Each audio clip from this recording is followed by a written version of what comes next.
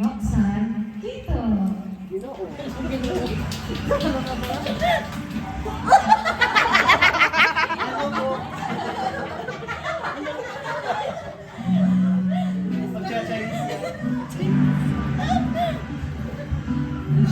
Morning po, saan po mga judges? Ito po yung mga taga-America. Kaya po, yung pong inspiration po ng mas ko, growing up.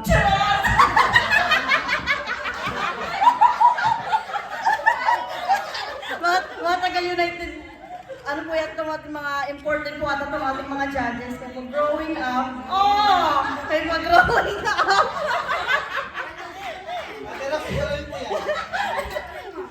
Joke lamang po lagi.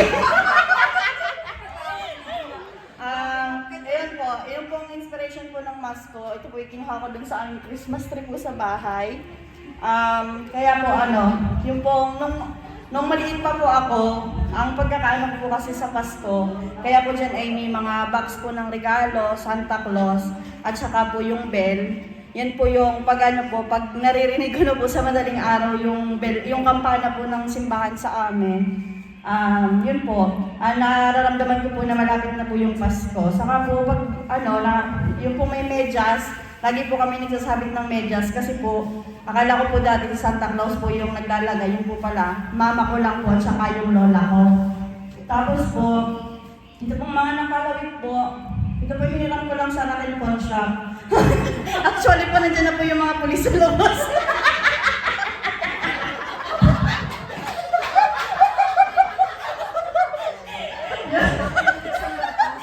Yun lamang po, thank you po. Kaya po yung pag po ako nanalo dito ay pangpiyansa pa po yata. Thank you po, thank you.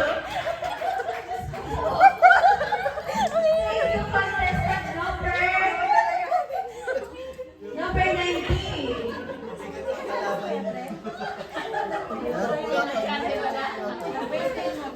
So, may isa po tayo nag-back out na contestant. So, wala po tayong contestant number 20. Kasi sila ay all for one for all. Dahil hindi daw po sasali si Kuya Larry, hindi na rin sumali si Kuya Efren. Kahit sobrang panlaban yung ginawa niya. Ikaw, Kuya Larry, magkano yung magkano consolation? 1,000. Kuya Efren, huwag na kayo mag-one for all yung na ngayon. Kasi na yun.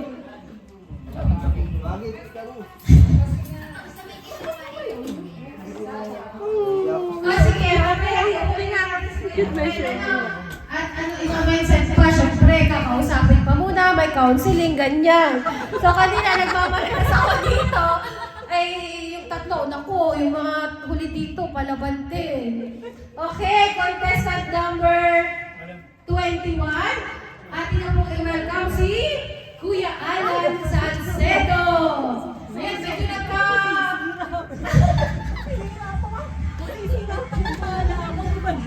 Music!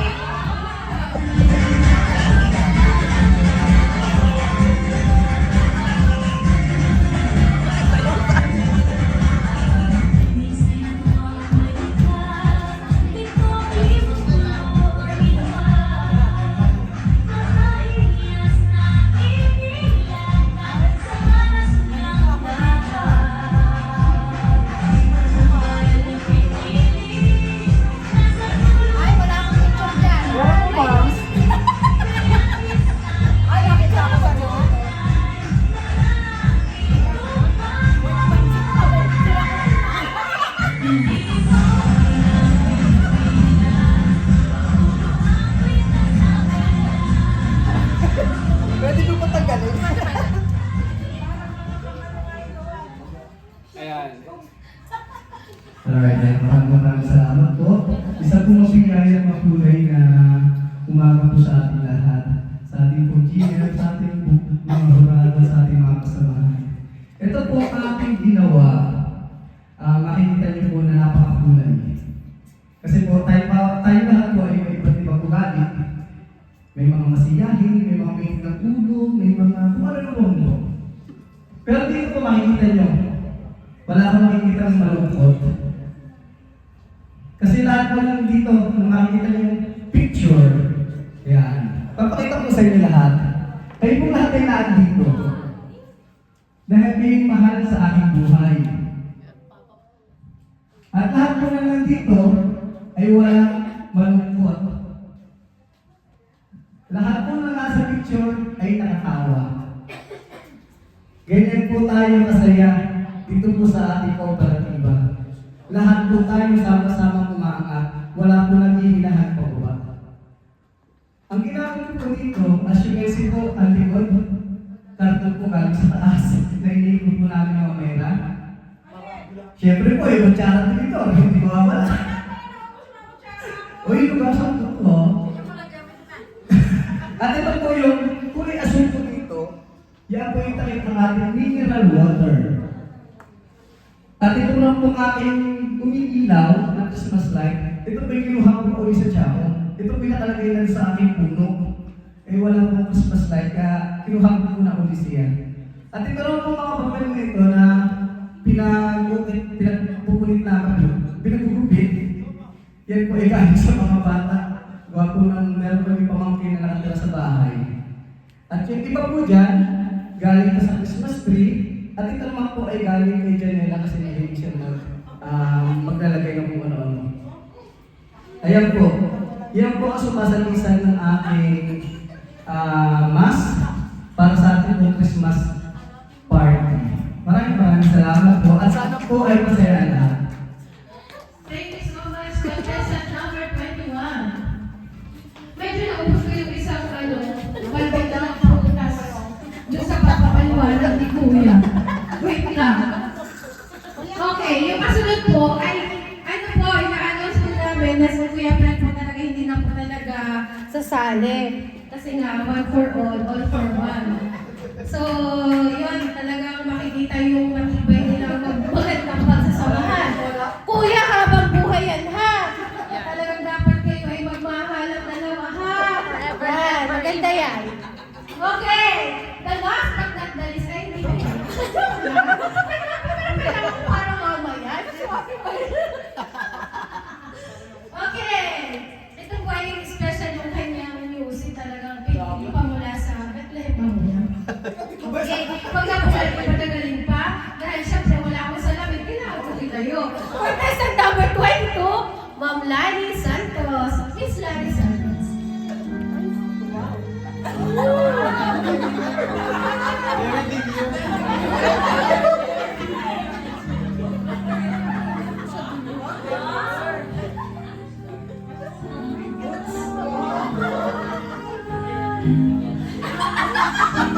May music coordination yun ha.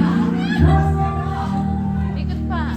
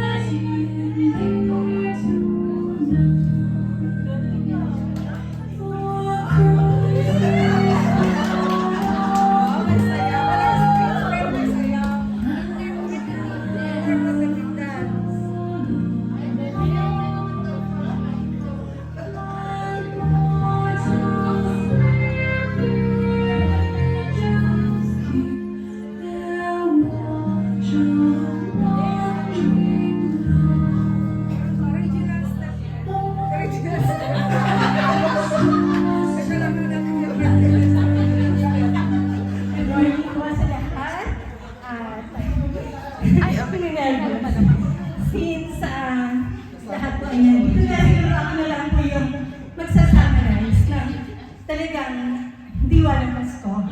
At ito po ay dadaanin ko na lang po sa isang kwento kung bakit tayo mayroong Pasko.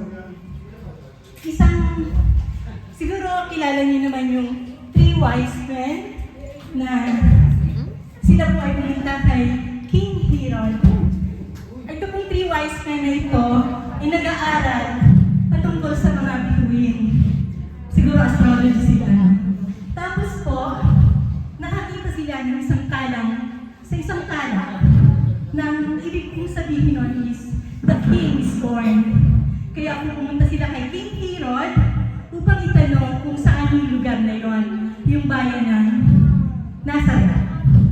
Since si King Herod noon ay hari doon, sinabi niya sa tatlong sa tatlong wise men, pag natagpuan niyo siya, sabihin niyo sa akin at ako'y pupunta at sasamba rin. So, yung pong tatlong hari yun yung naglakbay, ang kanila pong gabay, ang tala, sa kalangitan. Naglakbay sila at sila po ay dinala doon sa isang lugar sa bayan ng Bethlehem. Sa isang maliit na bayan sa Bethlehem, isang maliit na bayan sa Nazareth.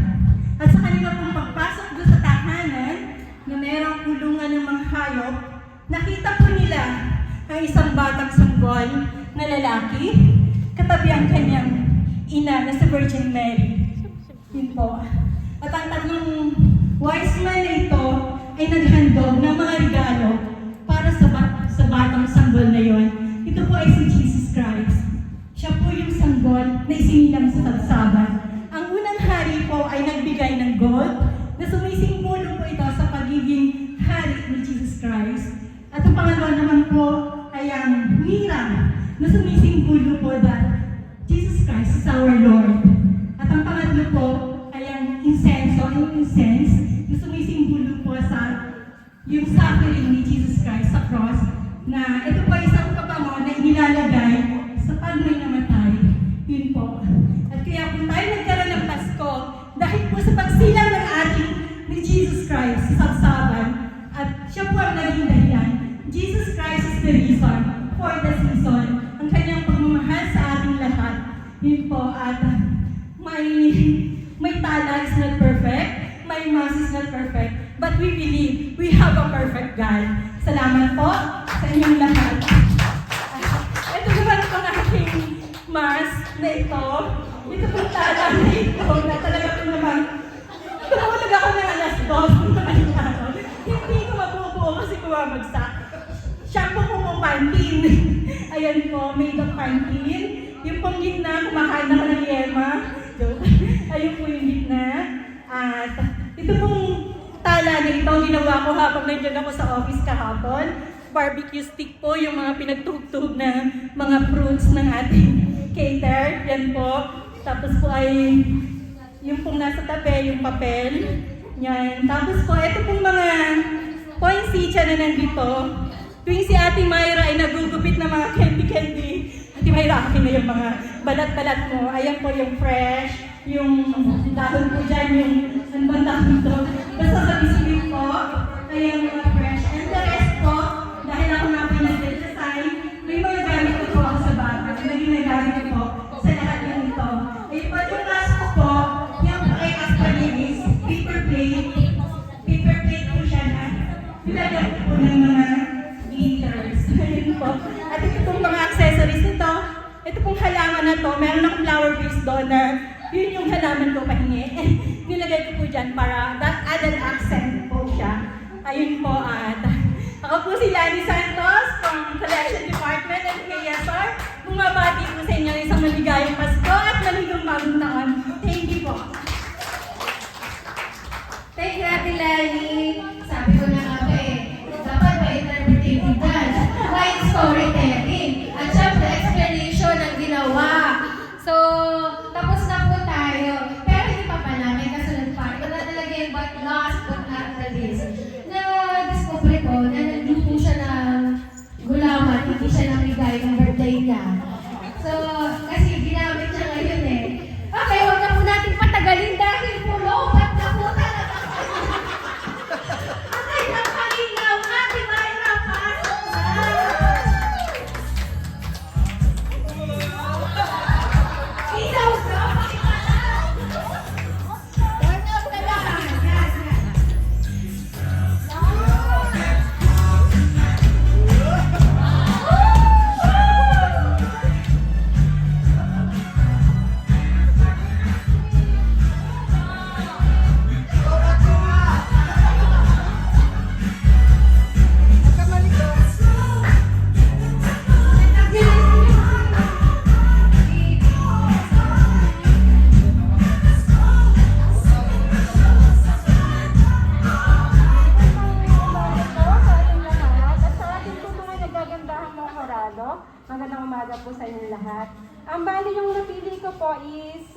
Christmas tree. Symbolize for Christmas. Kasi po, pag po nakita natin yung Christmas tree, ibig sabihin po, ramdam na po natin ang presensya ng Christmas. And then, yung pong Christmas tree po, meron po siya mga gift.